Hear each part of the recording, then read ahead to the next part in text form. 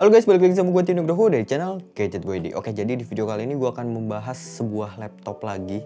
Yang sebelumnya itu kan gue nge-review sebuah laptop dari HP 14S. Dan kali ini dia ada di satu tingkat di atas yang 14S. Ini ada di belakang gue laptopnya. Oke, jadi yang gue bakal review kali ini adalah sebuah laptop dari HP juga. Ini adalah Pavilion Aero 13. Yang menarik dari laptop ini itu bodinya ini cukup kecil, ramping, dan bobotnya ini ringan. Tapi performanya ini udah cukup powerful untuk sekelas laptop yang ukurannya kecil. Ini kalau gue bisa bandingin ya, ini bentuknya sama kayak kaset PS gitu. Nih, ketipisannya itu sama 11-12.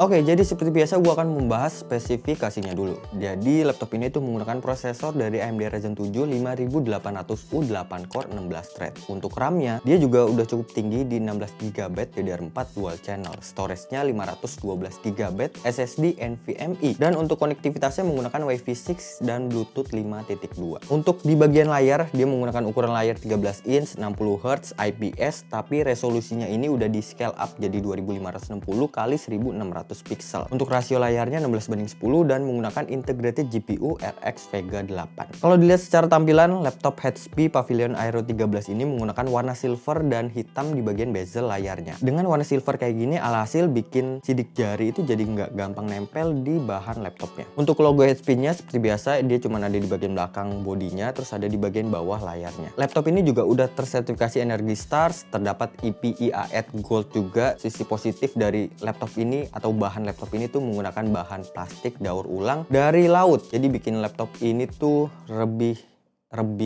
ramah lingkungan. Dengan dimensi yang cukup tipis dan bobot yang nggak sampai 1 kg atau lebih tepatnya 975 gram, laptop ini tuh jadi nyaman banget buat dipakai mobilitas. Ibaratnya kalau lu beli telur nih ya, sekilo itu beratnya sama nih kayak laptop ini. Dan yang paling gue suka banget dari laptop ini adalah dia tuh kayak di bagian engselnya itu kayak ada ngangkat gitu, jadi bikin penggunaan gua pas lagi ngetik itu jadi berasa lebih nyaman. Nah, karena laptop ini tuh tipis dan super ringan, jadinya mau nggak mau harus mengorbankan portnya. Kalau dilihat dari sebelah kanan itu cuma ada satu port DC-in sama satu port USB Type A 3.2 Gen 1.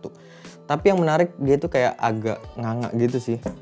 Nih kalau kalian bisa lihat tuh, bisa dicetekin kayak gini. Oke, lanjut di sebelah kiri dia ada port HDMI, ada USB Type A juga 3.2 Gen 1 sama USB Type C 3.2 Gen 2 yang juga bisa kalian pakai buat ngecas laptopnya. Terus di anak kiri itu di sebelah ujung itu ada satu port combo audio jack. Oke, beralih ke bagian layout keyboardnya. Ini juga cukup lengkap ya, ada tambahan patch up, patch down juga. Terus ada LED indikator yang warnanya orange di bagian tombol mute-nya. Terus bagian fingerprint juga masih ada di bagian bawah kanannya. Itu juga udah terintegrasi dengan Windows Hello. Detail kecil yang gue suka dari laptop ini, dia di bagian bawah keyboardnya itu kayak agak ngangkat gitu, atau si keyboardnya ini agak mendelep ke dalam gitu. Ternyata dengan model kayak gini tuh efeknya tuh berasa banget ya. Jadi bikin posisi gue pas lagi ngetik itu jadi berasa lebih nyaman. Buat ukuran touchpadnya ini juga cukup luas. Overall gue cukup nyaman tanpa harus gue menggunakan mouse lagi. Terus dia juga ada fitur multi touch sampai 4 jari. Jadi kalau buat dipakai multitasking itu jadi lebih enak banget. Buat di bagian layar, walaupun masih pakai layar IPS, tapi resolusinya ini udah cukup tinggi 2560 x 1600 pixel. Apalagi dengan ukuran yang cukup mainstream di 13 inch, jadinya bikin detail pixelnya itu jadi lebih padat dan lebih detail. Keakuratan warna dari layar laptop ini juga udah cukup akurat ya, di 100% sRGB. Terus karena brightness-nya ini udah 400%, jadi kalau dipakai di luar ruangan itu layarnya masih tetap kerasa terang.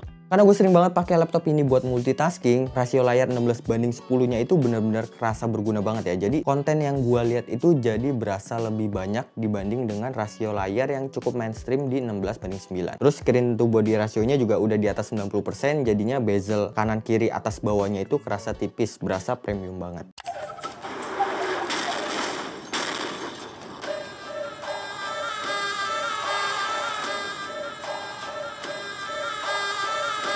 वो प्लान बना सकता है तो हम भी प्लान बना सकते हैं।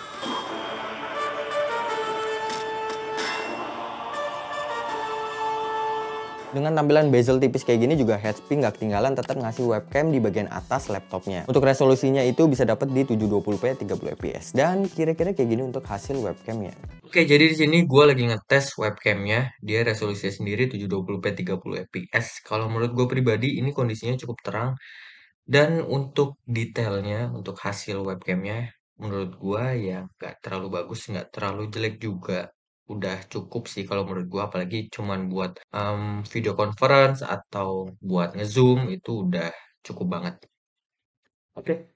Oke, untuk performanya ya, secara tampilan kan ini cukup tipis dan ringan juga, tapi performanya ini udah cukup kenceng karena dia udah pakai AMD Ryzen 7 5800U. Terus juga untuk versi yang gua review ini dia udah menggunakan dua versi, ada yang versi Ryzen 7 sama yang Ryzen 5. Jadi laptop yang gua pegang ini adalah versi yang paling kencengnya di Ryzen 7. Dan di sini gua mau sharing informasi ya, walaupun Ryzen 5000 series ini tuh rilis di tahun 2021, tapi sebenarnya performanya itu nggak beda jauh sama yang Ryzen 6000 series yang rilis di tahun 2022 ini. Perbedaan yang cukup signifikan menurut gue itu cuma di bagian integrated GPU-nya aja. Soalnya yang 6000 series itu bakalan pakai RDNA 2. Jadi kelebihan eGPU RDNA 2 itu bisa ditemuin juga di konsol kayak PS5, Xbox Series X atau Series S. Dan pastinya yang menggunakan RDNA 2 itu jadi lebih powerful lagi buat pemakaian gaming, streaming, playback video ataupun export video. Tapi bukan berarti Ryzen 5800U ini jelek ya. Udah lebih dari cukup sih kalau menurut gue, apalagi buat pemakaian yang nggak terlalu berat-berat banget kayak office, multitasking, gaming yang nggak rata kanan, edit video yang cuma 1080p itu udah lebih dari cukup.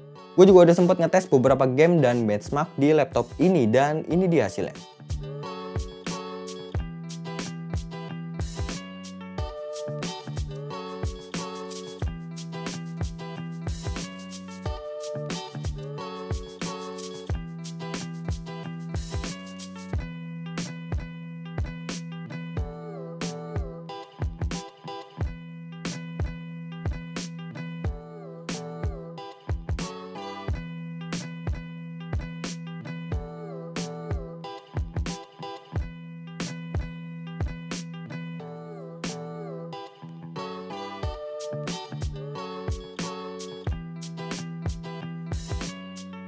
Oke, jadi sini gue lagi ngetes game dan gue bakalan coba untuk suhunya itu dapat di berapa. Ini kalau gue coba di bagian keyboard sebelah kiri itu suhunya sampai 41 sampai 42 derajat. Untuk yang sebelah kanan itu cukup normal ya, 35, 38, 36, layarnya 34. Oke, jadi ini gue lagi ngetes untuk ngedit di Adobe Premiere Pro 2020. Ini untuk file yang 4K dan yang satu lagi ini yang 1080p. Nah ini kalau gue coba buat scrubbing ya, ini walaupun nggak terlalu lancar, cuman ini udah cukup oke banget sih untuk bisa ngedit sekelas video 4K. Apalagi di 1080p itu udah pasti bisa banget. BTW ini gue belum ada color grading sama sekali, belum ada editan sama sekali. Ini tuh cuman polosan doang dan timelinenya itu pun cuman satu doang, nggak banyak layernya. Dan gue bakal coba nge-export video 4K-nya selama 5 menit itu tanpa edit sama sekali. Gue bakal coba di laptop ini. Nah, walaupun laptop ini termasuk compact dan performanya juga udah cukup kencang, tapi gue suka banget nih karena ketahanan baterainya ini termasuk awet. Gue udah pernah seharian pakai laptop ini tuh buat nulis skrip, browsing, nonton YouTube, baterainya itu masih bisa bertahan sekitar 9 jaman. Selain awet, ngecasnya ini juga udah cukup cepet ya karena dia itu punya power adapter 65 watt. Bisa ngecas dari 10 sampai 100% itu butuh waktu sekitar 1 jam 47 menit. Kalau cuman sampai 50% itu cuman makan waktu sekitar 45 menit aja.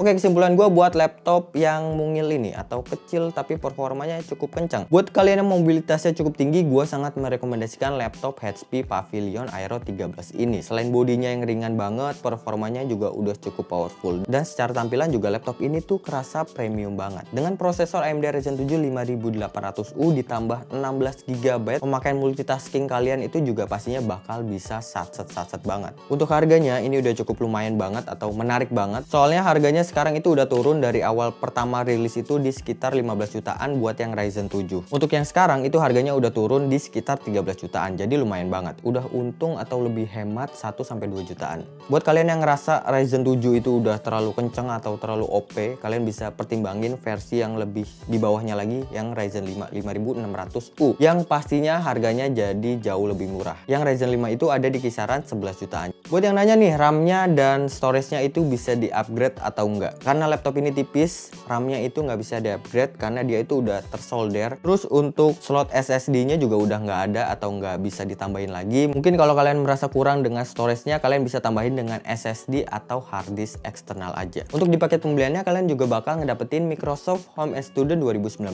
dan garansi HP Indonesia sampai 2 tahun. Plus ada garansi ADP juga. Buat yang belum tahu, jadi garansi ADP ini bisa mencakup kesalahan yang diakibatkan oleh pengguna. Misalnya, laptop ini kena cairan, jatuh, kena arus listrik yang gak stabil, dan lain-lain. Jadi pastinya bakalan tenang banget pakai laptop ini tuh jangka panjang. Yang mau beli laptop ini seperti biasa, gua akan taruh linknya di deskripsi di bawah. Terima kasih banyak buat yang udah nonton video ini dari awal sampai akhir. Semoga video ini bermanfaat buat kalian. Terima kasih banyak buat Dino Cabut. Sampai ketemu lagi di video selanjutnya.